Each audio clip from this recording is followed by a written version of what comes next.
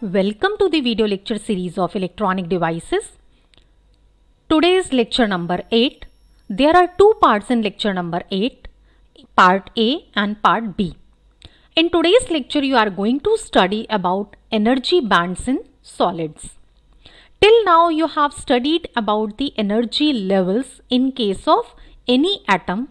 Now when a solid is being formed, which is actually the composition of number of atoms, so how the energy bands used to form in the case of solids. That is all about the today's lecture. Let us begin. Energy bands in solids. You know that in case of single atom, there are single energy levels. You have drawn various diagrams as well. But in case of solids, atoms are arranged in a systematic space lattice. So, atoms is greatly influenced by neighboring atoms. Obviously, because each and every atom is surrounded by certain neighboring atoms. The closeness of atoms results in the intermixing of electrons in the valence shell.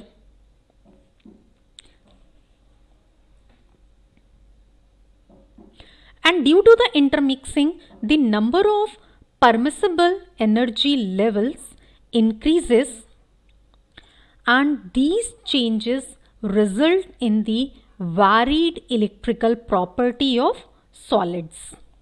So this is a very important point, and because of this you are going to draw how the energy bands will be formed in the different kinds of semiconductors. Now we will see how the spectrum is gradually modified when the atoms are assembled to form a solid. So let us draw the energy spectra in atoms, molecules and solids. Just consider a case of free lithium atom. You know that in the case of lithium atom, there are 3 electrons. And the discrete energy levels are denoted as 1s, 2s, 2p, etc. This is the way the discrete energy levels have been denoted. So here you can see that 2 electrons occupy 1s cell. Out of these 3, 2 electrons will occupy 1s cell, which is completely filled, and the third electron goes to 2s cell. Means in this 2s cell there will be only 1 electron. The electron moves in a potential well as shown in this particular diagram. You can see the potential well. So this is the case of the single lithium atom. But when you combine 2 lithium atoms, it means when 2 lithium atoms are assembled to form a molecule. In this case, potential seen by electron is double, well, as has been shown in this particular diagram. So in case of molecule, 2 lithium atoms are assembled and the kind of structure will be of this kind. You can see over here 1s level, 2s and 2p. 2s level is not completely filled. It is empty as well. And the energy spectrum has a set of discrete doublets. That is the case of the energy spectrum. So when you combine number of lithium molecules, it will be arranged in the form of the solids, and the kind of energy spectra you can see over here. So you must know that each of the atomic levels has splitted in 2 closely spaced levels. Here you can see that 2 closely spaced levels. Let me mark with a different color. One level is this and the other level is this. See here 1s, a single level is being represented by 2 closely spaced levels. A lower bonding energy level, this is the lower bonding energy level, and the other is having higher anti-bonding level. This is the higher anti-bonding level. So this is how this particular thing can be represented over here. And the reason for the formation of these two levels is when two lithium atoms are far apart, the influence of one atom on the other electron in the other atom is very small. Means when the two atoms are far away, then influence is very less. But when the two atoms are close to each other, an electron in one s level may occupy that level in either atom. Now each level is split into two sublevels. That is why each level is split into two sublevels. So these are known as sublevels, and this is the level.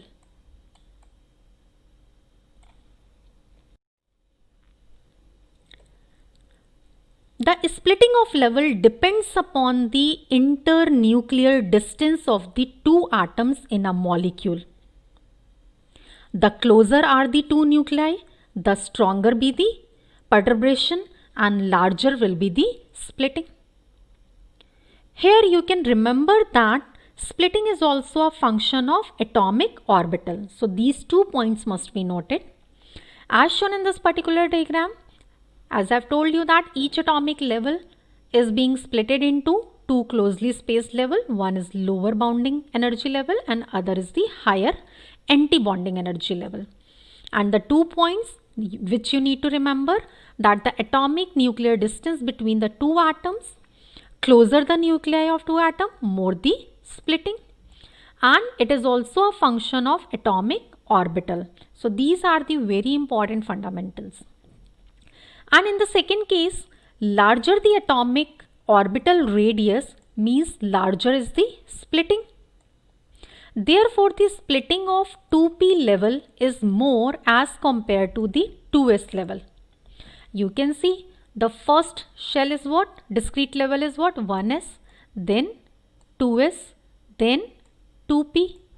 So, the splitting of 2p level is more in comparison to the 2s, and splitting of 2s level is more in comparison to the 1s, which is the fundamental of this. Moving ahead, now let me tell you how the difference in energy between the two levels gets larger as the two nuclei gets closer to each other. And this is how this can be easily represented by the energy level separation diagram. You can see over here in this particular diagram, the two levels have been shown. Here it should be remembered that both the electrons adopt the same state of lower energy level, arranging their spins so that one is up and other is down, such that Pauli's exclusion principle is not violated. That particular principle is followed over here. So here you can see on the x-axis the separation of nuclei is being taken, and on the y-axis energy or electronic states. So you can see over here, as well as the separation between the atoms is more, there is single level is being represented, but as well as you are moving from right to left, it means what? Now separation between the nuclei is reduced, so splitting takes place. Therefore, in a solid, the allowed energy levels of the atom are modified by the proximity of other atoms, and every discrete level of an individual atom give rise to a band in solid. Every discrete level of individual atom give rise to a band in solid. This is a very important point, and because each band contains many discrete levels, so number of atoms in the solid must be accordingly. This is how you can draw the curve between the energy and the separation of the nuclei between the atoms.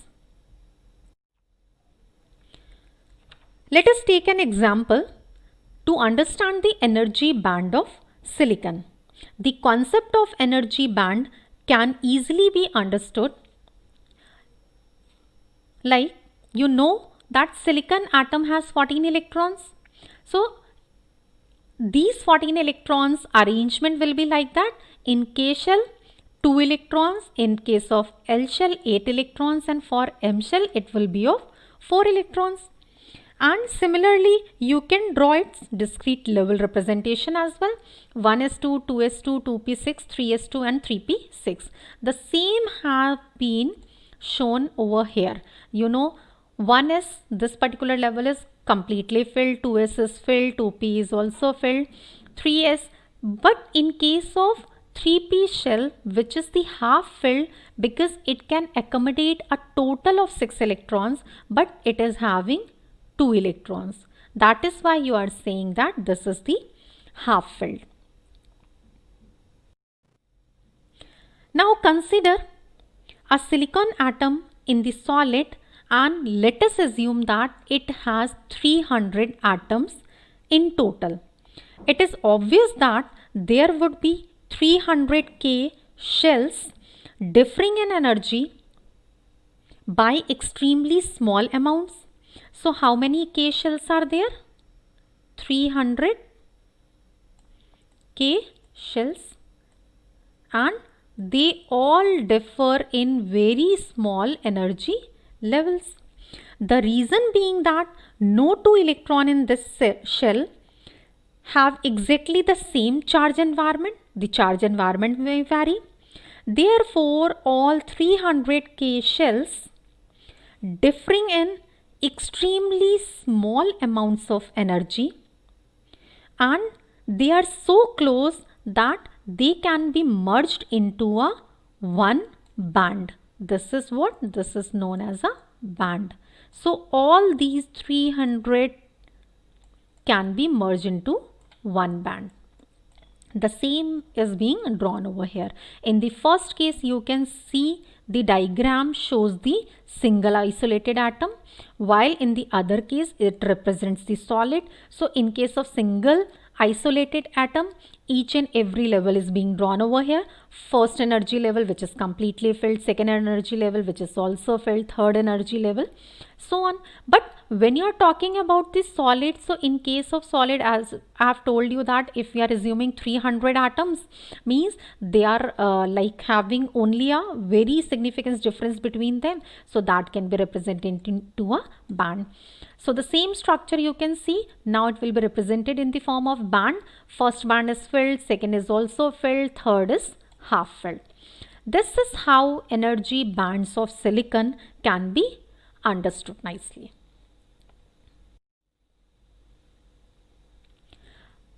Let me summarize these points, what I have explained you.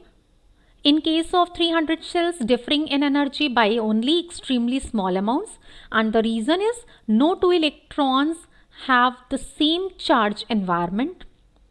It means because they are having only a small difference in the amount, they are very much close, so they can be merged into one band. This is called as first band, and it has been shown in the diagram as well. Similarly, second orbit electrons from second energy band, and so on.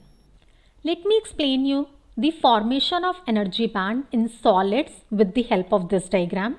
Here you can see the diagram is being drawn in between the energy level and the interatomic spacing. When two electrons come close, some work is done by electron or on the electron. Therefore, their potential energy may rise up or this potential energy may fall. So these two variation is possible. Either it will increase or decrease. So when interatomic distance, which is the R, this is high. High means you can see on these terms. So when it is high, all the levels are distinct levels. You can see 1s, 2s, 2p. So all levels are distinct. But when this interatomic spacing, which is r, it is less. You can see at the points less than this a in this particular area. Here what will happen? Some of the electrons may lose their potential energy and some of the electrons may gain potential energy. Therefore, some kind of structure can be observed which is known as band. Band. So some electrons gains lots of potential energy and they move towards upward, means towards the conduction band, while some of the electrons lose potential energy and they move towards downward, that is towards the valence band. So interaction take place in such a manner that electrons may attain energy which will be greater than this minimum level of the conduction band, and this minimum level of conduction band is being written as EC minimum, because all the electrons will be having energy more than this term. Similarly, all the electrons of the valence band, they will have the energy level less than this upper band. This upper band is being represented as EV and this is the maximum term. So this is how these two levels have been represented in the valence band and the conduction band, and this leads to the formation of band.